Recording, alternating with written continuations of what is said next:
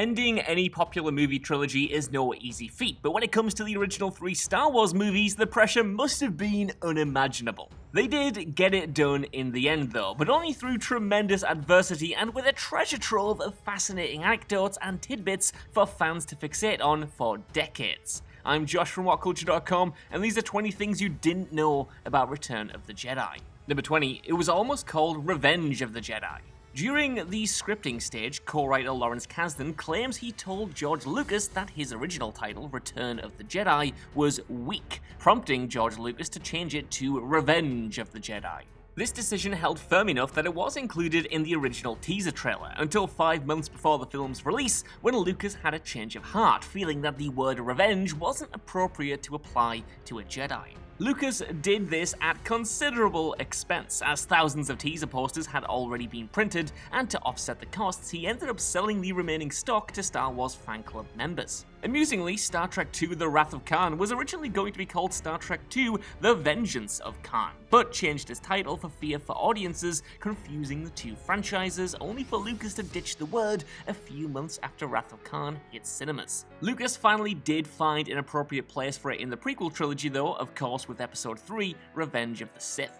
Number 19, Steven Spielberg, David Lynch, and David Cronenberg were considered to direct. A number of directors were in contention to direct this film, most notably Lucas's pal Steven Spielberg, who ultimately declined due to his membership with the Directors Guild of America, an organization Lucas dropped out of due to disagreements on The Empire Strikes Back. 2 far less conventional auteurs were also in the mix as well. David Lynch, in fact, was offered the directing gig but turned it down because he felt it belonged to Lucas, choosing instead to direct his ill-fated adaptation of Frank Herbert's Dune the next year. David Cronenberg was also offered the job, but knowing his genre predilections, he turned it down instead for Videodrome and The Dead Zone, both of which he made that same year.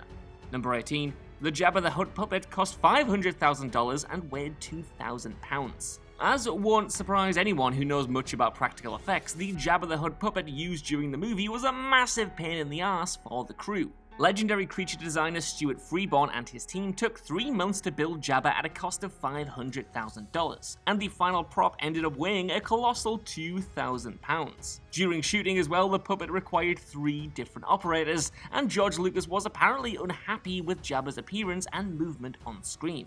I guess that explains all the CGI after the fact then. Number 17, Obi-Wan came back from the dead in an early draft of the script. Though Obi-Wan of course appears in the film as a Force ghost, an early version of the script actually had the Jedi resurrected in full corporeal form. Ultimately, the decision was made somewhere along the line not to do this, which, despite the obvious fan-serving potential of the character's resurrection, was probably for the best. Given that Star Wars has enough problems as it is with death having any finality, bringing Obi-Wan back for sentimental reasons rather than ones that made sense to the narrative would have been a massively foolhardy step in a film which already had plenty of narrative plates to spin. Number 16, every take of Leia in the bikini had to be checked for wardrobe malfunctions. One of the most iconic aspects of Return of the Jedi, for better or worse, is the slave costume worn by Princess Leia when she's captured and enslaved inside Jabba the Hutt's palace. According to an interview with Carrie Fisher though, she originally thought the costume was some kind of prank, and took umbrage with just how little flexibility she had in her performance while wearing it, with there being a very strict no crease mandate on the set. Similarly, the wardrobe department had to check that Fisher was secured inside the metal bikini before every single take to make sure that any wardrobe malfunctions didn't ruin the scene.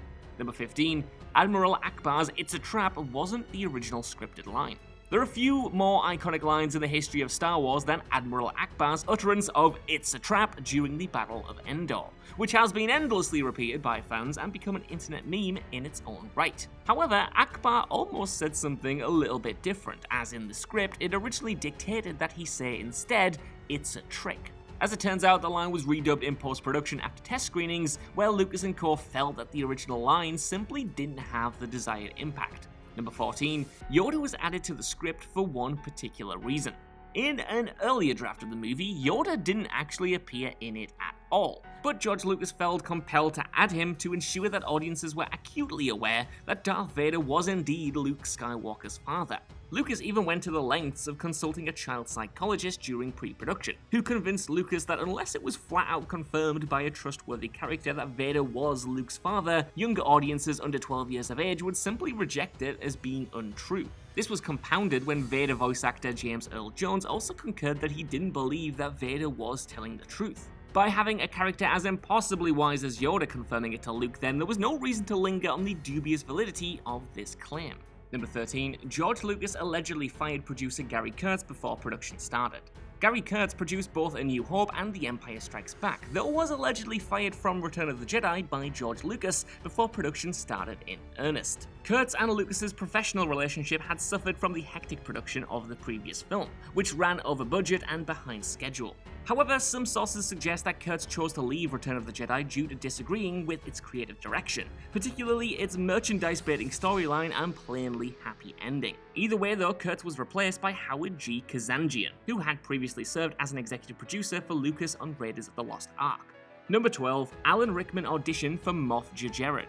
The commander of the Death Star, MOFF JERJERROD, was ultimately played by Michael Pennington, though a now legendary actor also auditioned for the part, the late great Alan Rickman. Years before he became an instant household name off the back of Die Hard, Rickman tried out for MOFF JERJERROD and apparently auditioned with a quote, big, slow, low voice, which seemingly didn't impress the filmmakers enough to give him the part. Pennington, of course, did a stellar job with the role, but the notion of Rickman playing an Imperial officer is one of cinema's all-time most agonizing what-if moments. Number 11. The first test screening was a total disaster. In fairness, none of the 3 original Star Wars movies have enjoyed a smooth post-production process, with A New Hope in particular basically being whipped into shape by editor Marcia Lucas. But a lot naturally hinged on Lucas and company sticking the landing with Return of the Jedi, and the first test screening of the film was, well, not good to be kind. Dubbed a quote-unquote disaster by those in attendance, George Lucas was said to be highly critical of the film's editing and generally felt that it didn't feel like a Star Wars movie. The day was saved, however, when one of the film's 3 editors, Sean Barton, undertook his own cut of the film, which Lucas was far more favourable to, and which served as the blueprint for the final theatrical cut. Number 10. It was shot under the codename Blue Harvest. By the time Return of the Jedi went into production, Star Wars was an out-and-out phenomenon, and so it was decided to film it under a codename. In order to throw paparazzi and inquiring fans off the scent, it was shot under the name Blue Harvest and said to be a horror film, with t-shirts and caps even being made to further sell the line. Keeping the Jabba's palace scenes under wraps was especially difficult though, as a Dune Buggy festival with 35,000 attendees was taking place nearby, and despite the set being fenced off with 24-hour security, fans did manage to snap some photos. There was another reason for the secrecy though. Lucasfilm found that their production vendors would automatically raise their prices if they knew it was for a Star Wars movie rather than some random horror film. As for the title itself, well, it's a nod to the story Red Harvest, which inspired the classic 1961 Akira Kurosawa film Yojimbo, itself a fave of George Lucas. Number 9. George Lucas clashed with director Richard Marquand throughout filming. Though Lucas hand-selected Richard Marquand to direct Return of the Jedi, the pair reportedly clashed during shooting, in large part because Lucas favoured extensive camera coverage while Marquand, coming from a lower-budget realm of filmmaking, preferred just 1 or 2 cameras. It's been alleged by several people connected to the production, including the Empire Strikes Back director Irvin Kershner, that Marquand didn't direct all of the movie, and significant portions of it were in fact helmed by an assistant director and even Lucas himself, due to some cast members struggling to work with Marquand. Darth Vader's climactic cremation, for example, has been confirmed to have been filmed by Lucas himself. Though Lucas has generally commended Marquand as a capable director, Marquand himself said of shooting the film with Lucas's constant presence on set, quote, "It is rather like trying to direct King Lear with Shakespeare in the next room." Number 8. Ben Kingsley was considered for Emperor Palpatine. Though Ian McDiarmid was ultimately cast as Emperor Palpatine, and it's practically impossible to consider anyone having done so much with the part as he did, even in the character's wonkier prequel and sequel appearances, a bevy of other performers were also up for the role. Ben Kingsley, for instance, who had just shot Gandhi and would net him a Best Actor Oscar the year Return of the Jedi was released, was in consideration to play Palpatine, though he was apparently deemed too English and passed over for the snarling Scotsman McDiarmid. Now, as easy as it is to imagine Kingsley knocking Palpatine out the park, there's just no arguing with McDiarmid's great work in the role. Number 7. Mark Hamill hated that Leia was Luke's sister.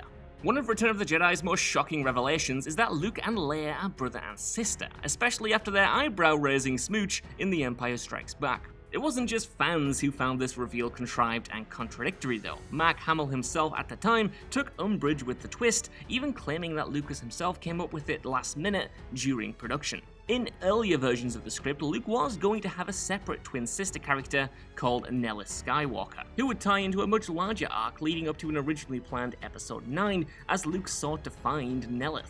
Number 6. The Ewok actors staged a prank mutiny during shooting. One of the most arduous aspects of the film's shoot was the Endor scenes, which were filmed in a forest near Crescent City, California. The treacherous forest location was similarly challenging for the Ewok actors, leading to an on-set mutiny as a large number of the Ewok performers decided to feign abandoning the set altogether. Production assistant Ian Bryce recalled making his way to the set one day and finding a note from the Ewok actors explaining that they were all fed up with their treatment and had left for the airport. In a panic, Bryce tried to follow them but ended up with a flat tire just outside the set, and once he found another car, a bus containing the Ewok actors arrived to the set with the performers all wearing Revenge of the Ewok shirts. In the end, it was all just one big elaborate prank. Number 5. Cinematographer Alan Hume resigned in the last month of production. Though Alan Hume received a full credit as the film's cinematographer, he actually ended up informally resigning from the film in the final month of production as a protest over George Lucas's treatment of director Richard Marquand. Lensing for the final month was instead completed by camera operator Alec Mills, who despite being uncredited for his contributions as DP, later went on to be the solo cinematographer on Bond films The Living Daylights and License to Kill. Number 4. George Lucas threw out months of VFX work that he didn't like. One of the single most infamous days in the production of any Star Wars movie was Return of the Jedi's Black Friday. On November 22, 1982, barely 6 months before the film's release, George Lucas decided that roughly 100 visual effects shots totaling an estimated 4 months of work and mostly taken from the film's final battle sequence weren't completed to his satisfaction and had them all thrown out. The crew at Industrial Light and Magic were forced to start again from scratch, news which allegedly prompted many crew members to get extremely drunk. Number 3. Several darker alternate endings were discussed.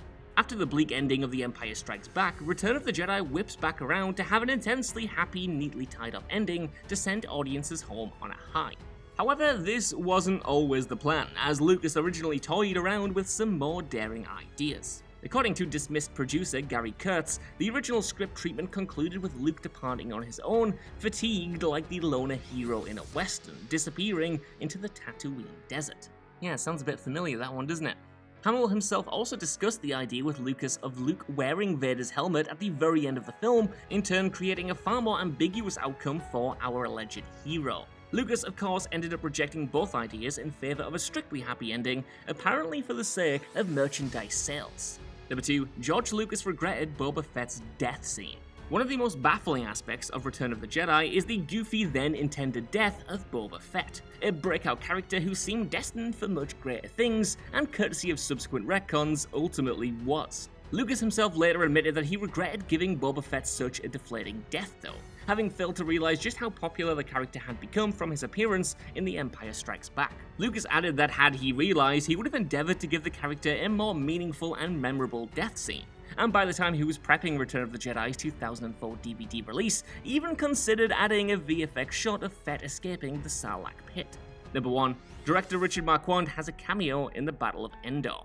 Director Richard Marquand simply couldn't resist giving himself a cameo in the film, and let's be totally honest, who could blame him, appearing for just a few seconds in the film's Battle of Endor as an AT-ST pilot, Major Marquand, or as he was renamed in the new canon, Newland. Marquand and his co-pilot, played by the film's co-producer Robert Watts, aren't long for this world, however, as Chewbacca soon enough wipes them both out. Marquand's easily missed considering that only the most ardent Star Wars fans could even pick him out of a lineup, but it's still a pretty fun cameo once you know. So that's our list. I want to know what you guys think down in the comments below. How many of these facts didn't you know about Return of the Jedi, and are there any cool ones that I missed off here?